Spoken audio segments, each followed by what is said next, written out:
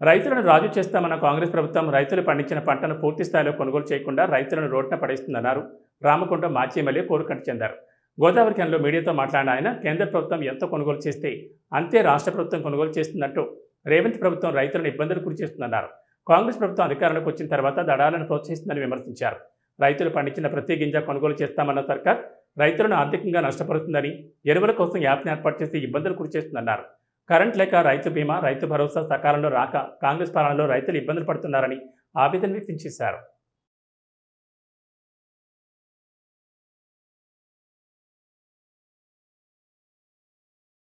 పంట కొనుగోళ్ల విషయంలో క్యాబినెట్ నిర్ణయం కేంద్రం ఎంతైతే కొంటదో దాన్ని మాత్రమే కొంటాము, రాష్ట్ర ప్రభుత్వము అదనంగా ఏమీ కొనము అని చెప్పేసి ప్రకటించినటువంటి ఈ యొక్క రేవంత్ రెడ్డి ఈ రైతులను అన్యాయం చేస్తూ, మోసం చేస్తూ రైతులను రోడ్డు మీద పడేసేటువంటి ఒక కుట్రను బీఆర్ఎస్ పార్టీ తీవ్రంగా వ్యతిరేకిస్తూ రైతుల పక్షాన జంగు సైరన్ మోగిస్తూ ఉన్నది.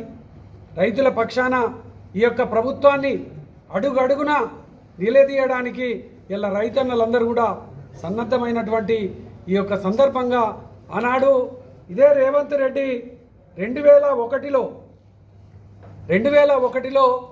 కేసీఆర్ గారు ముఖ్యమంత్రిగా తెలంగాణ రాష్ట్రంలో ప్రతి గింజను కూడా పండించినటువంటి ప్రతి గింజను కూడా ఈ కేంద్ర ప్రభుత్వం కొనకున్నా కూడా తీసుకుంటామని చెప్పేసి ప్రకటించిన తర్వాత కూడా మరి ఆనాడు రేవంత్ రెడ్డి పిసిసి అధ్యక్షుడిగా రాష్ట్ర ప్రభుత్వం దగ్గర డబ్బులు లేవా?